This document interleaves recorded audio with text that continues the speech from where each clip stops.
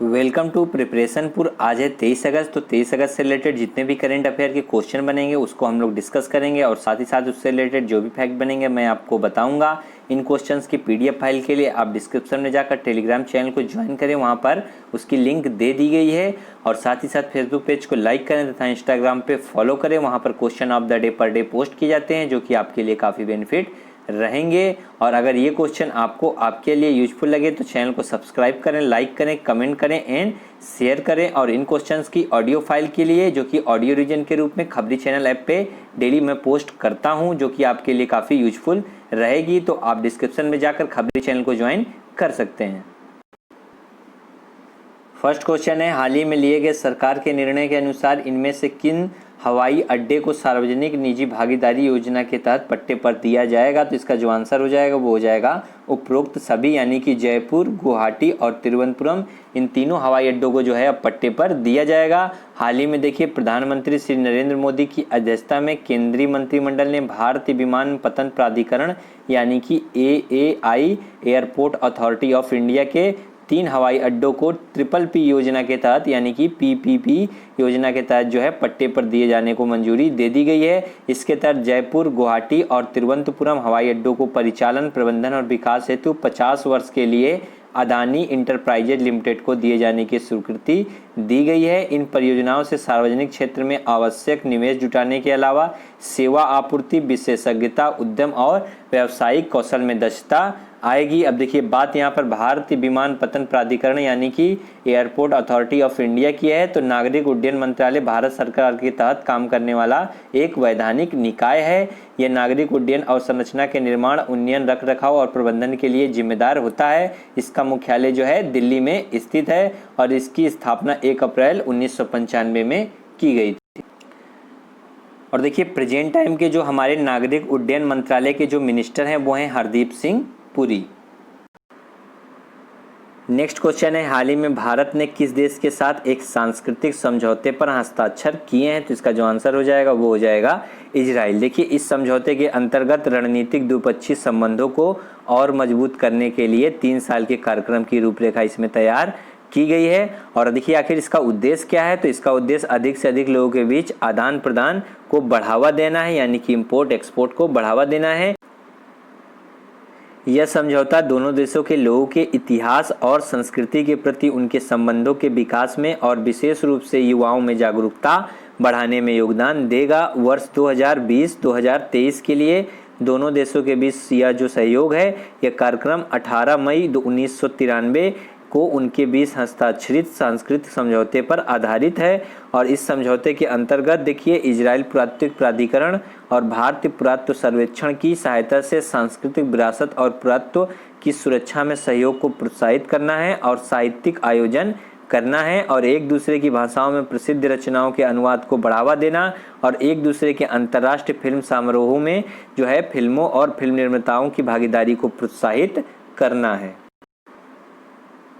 देखिए बात अब यहाँ पर इजराइल की है, तो ये रहा मैप में इजराइल की जो कैपिटल है वो है जेरूसलेम। आपको कहीं कहीं पे देखिए यरूशलेम भी दिखेगा, तो आपको कंफ्यूज नहीं होना है। इन दोनों में से ही एक ही जो है आपके एग्जाम के ऑप्शन में देगा, तो आपको जो है क्लिक करना है राइट आंसर। आपको ये बात याद रखनी है। यहाँ के जो प्रेजेंट टाइम में प्रेसिडेंट हैं वो हैं रिवेन रिवलिन और यहाँ के जो प्राइम मिनिस्टर हैं वो हैं बेंजामिन नेतन्याहू और यहाँ की जो करेंसी है वो है न्यू शेकेल।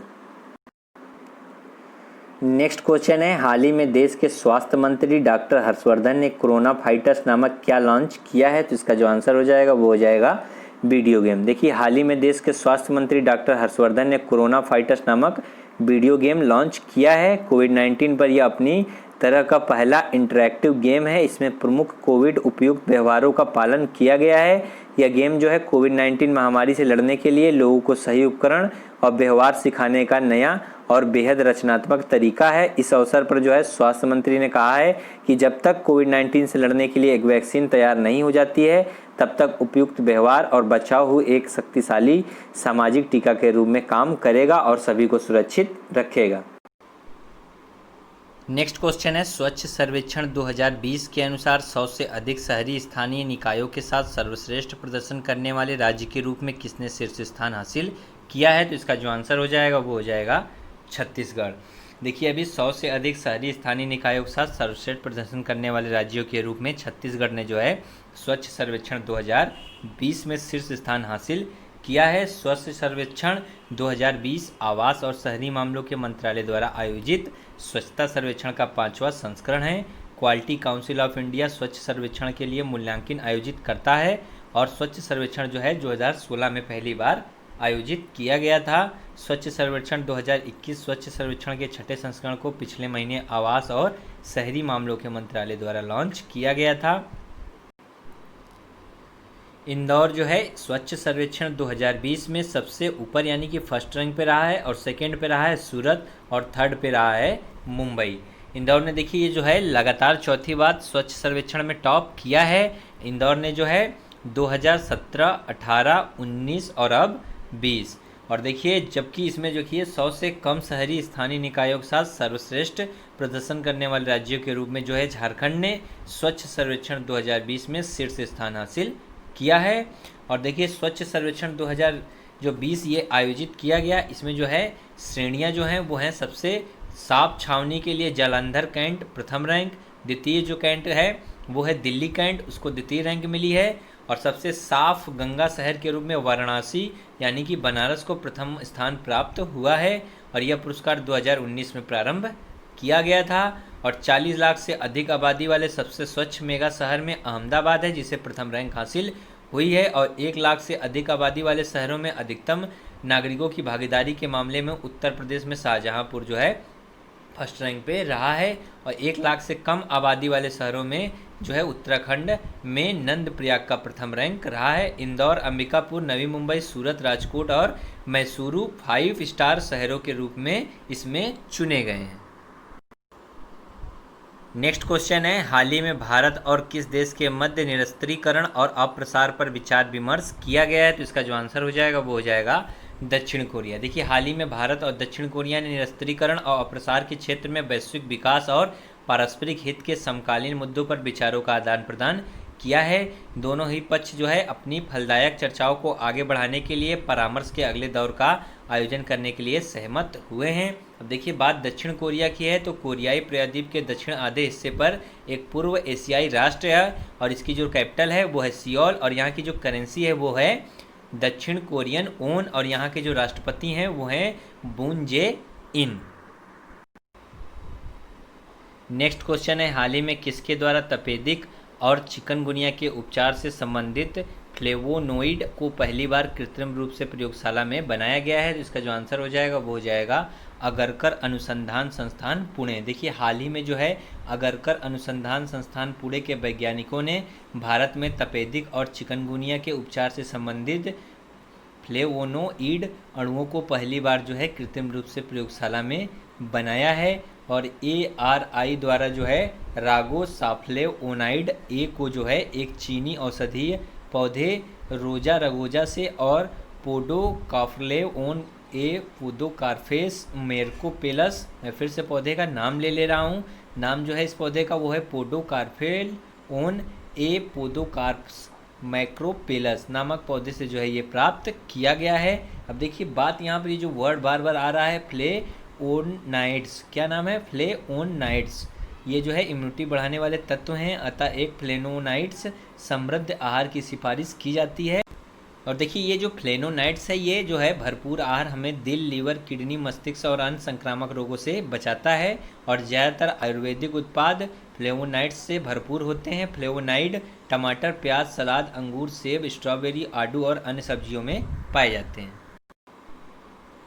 नेक्स्ट क्वेश्चन है, हाल ही में किस कंपनी ने पिनाका रॉकेट विकसित किया है जिसका हाल ही में भारतीय सेना द्वारा सफलतापूर्वक परीक्षण किया गया है? तो इसका जो आंसर हो जाएगा वो हो जाएगा इकोनॉमिक एक्सप्लोसिव लिमिटेड। देखिए इकोनॉमिक एक्सप्लोसिव लिमिटेड यानी कि EEL ने जो है पिनाका रॉकेट विकसित किया है जिसका भारतीय सेना द्वारा सफलतापूर्वक परीक्षण किया गया है। पिनाका रॉकेट पहला रॉकेट है जिसे पूरी तरह से निजी क्षेत्र द्वारा विकसित किया गया है। यह विकास केंद्र सरकार की मेक इन इंडिया पहल को एक महत्वपूर्ण बढ़ावा देगा और आयुध निर्माणी बोर्ड यानी कि OFB पर निर्भरता को हटा देगा। और देखिए जो पोखरण में एक फायरिंग रेंज में रॉकेटों का परीक्षण ये किया गया है। निजी क्षेत्र ने रक्षा अनुसंधान और विकास संगठन यानी कि DRDO, defence research development organisation के साथ प्रौद्योगिकी हस्तांतरण समझौते के बाद रॉकेटों का ये निर्माण किया गया है। नेक्स्ट क्वेश्चन है, हाल ही में किस संस्थान ने एंटी माइक्रोबियल सूट औषध तारा विकसित किया है? तो इसका जो आंसर हो जाएगा वो हो जाएगा उन्नत प्रौद्योगिकी रक्षा संस्थान। देखिए, उन्नत प्रौद्योगिकी रक्षा संस्थान यानी कि डाइट यानी कि DIAT ने जो है कोविड-19 महामारी का मुकाबला करने के लिए एंटी माइक्रोबियल सूट, इसे औषध तारा कहते हैं, को विकसित किया है। इस रोगाणुरोधी सूट में सुपर हाइड्रोफोबिक, श्वास, एंटी माइक्रोबायल, आराम महसूस करने के गुण शामिल हैं। इस सूट ने जो है स्पेशलेस प्रतिरोधी परीक्षणों को पार कर लिया है, जो विनियमन निकाय द्वारा निर्धारित दिशा निर्देशों का पालन करते हैं और इसमें किसी भी तरल पदार्थ को रोकने की अच्छी क्षमता है। DIAT यानी कि उन्नत प्रौद्योगिकी रक्षा संस्थान ने अपना पहला आयुर्वेदिक आधारित बायोडिग्रेडेबल फेस मास्क लॉन्च किया है, जिसका नाम जो है पवित्रता पति है, जो वायरस का बेअसर करने का काम करता है। ई-कॉमर्स ऑनलाइन प्लेटफॉर्म जैसे अमेजन, फ्लिपकार्ट आदि पर भी इसको उपलब्ध कराया जा रहा है, तो ये भी आपको याद रखना है। नेक्स्ट क्वेश्चन है, हाल ही में डोमिनिकन गणराज्य के नए राष्ट्रपति के रूप में किसे नियुक्त किया गया है? तो इसका जो आंसर हो जाएगा वो हो जाएगा लुइस अबिनेडर। देखिए, लुइस अबिनेडर को जो है अभी डोमिनिकन गणराज्य के 54वें राष्ट्रपति के रूप में चुना गया है। ये जो है मॉडर्न रेवोल्यूशन पार्टी के उम्मीदवार हैं और इन्होंने जो है 2020 के डोमिनिकन रिपब्लिक आम चुनाव जीते हैं और ये डेनिलो मदीना से कार्यभार ग्रहण करेंगे, यानी कि इससे पहले जो प्रेसिडेंट थे वो थे डेनिलो मदीना। और वर्तमान में देखिए ये जो हैं एविकोर ग्रुप के कार्यकारी अध्यक्ष हैं, जो देश में प्रमुख पर्यटन परियोजनाओं से संबंधित है। अब देखिए, बात यहाँ पर डोमिनिकन गणराज्य की है, तो इसकी जो कैपिटल है वो है सेंटो डोमिंगो और यहाँ के जो प्रेसिडेंट हैं वो तो बन गए हैं लुइस अबिनेडर और यहाँ की जो करेंसी है वो है पीसो। नेक्स्ट क्वेश्चन है, हाल ही में किस मंत्रालय ने आलेख पोर्टल लॉन्च किया है? तो इसका जो आंसर हो जाएगा वो हो जाएगा जनजातीय मामलों का मंत्रालय। अभी देखिए, हाल ही में जो है जनजातीय मामलों के मंत्रालय द्वारा आलेख पोर्टल को लॉन्च किया गया है, जिसमें जनजातीय समुदायों के स्वास्थ्य में सुधार के लिए अपनी प्रतिबद्धता पर जोर दिया गया है और यह स्वास्थ्य तथा पोषण पर एक त्रैमासिक यानी कि 3 महीनों का न्यूज़लेटर है और यह जनजातीय समुदायों के स्वास्थ्य और पोषण में सुधार के लिए विभिन्न हितधारकों या शेयर धारकों के कार्यों को प्रदर्शित करेगा। जनजातीय स्वास्थ्य और पोषण पर पोर्टल स्वास्थ्य एक ही मंच पर भारत की जनजातीय आबादी के स्वास्थ्य और पोषण संबंधी जानकारी इसमें उपलब्ध कराता है, तो ये भी आपको याद रखना है। नेक्स्ट क्वेश्चन है, हाल ही में किस देश ने भारत में 3 मिलियन पाउंड का इनोवेशन चैलेंज फंड लॉन्च किया है? तो इसका जो आंसर हो जाएगा वो हो जाएगा ग्रेट ब्रिटेन। ग्रेट ब्रिटेन ने भारत में देखिए 3 मिलियन पाउंड का इनोवेशन चैलेंज फंड लॉन्च किया है। ग्रेट ब्रिटेन जो है सरकार ने जलवायु परिवर्तन और कोविड-19 महामारी से निपटने के लिए उद्योग और शिक्षा के क्षेत्रों में वैज्ञानिकों समर्थन के लिए जो है भारत में ये पहल शुरू की है। यह पहल जो है भारतीय और ब्रिटिश प्रधानमंत्री द्वारा UK इंडिया टेक पार्टनरशिप के तहत दोनों देशों के सबसे अच्छे दिमागों को एक साथ लाने, उच्च कौशल नौकरियों और आर्थिक विकास के साथ साथ दुनिया की सबसे बड़ी चुनौतियों में से कुछ पर सहयोग करने के लिए बनाई गई है। देखिए, बात अब यहाँ पर ब्रिटेन यानी कि UK की है, जिसे कहते हैं यूनाइटेड किंगडम। तो ये रहा मैप में UK। इसकी जो कैपिटल है वो है लंदन और यहाँ के जो प्राइम मिनिस्टर हैं वो हैं बोरिस जॉनसन और यहाँ की जो करेंसी है वो है पाउंड स्टेरलिंग।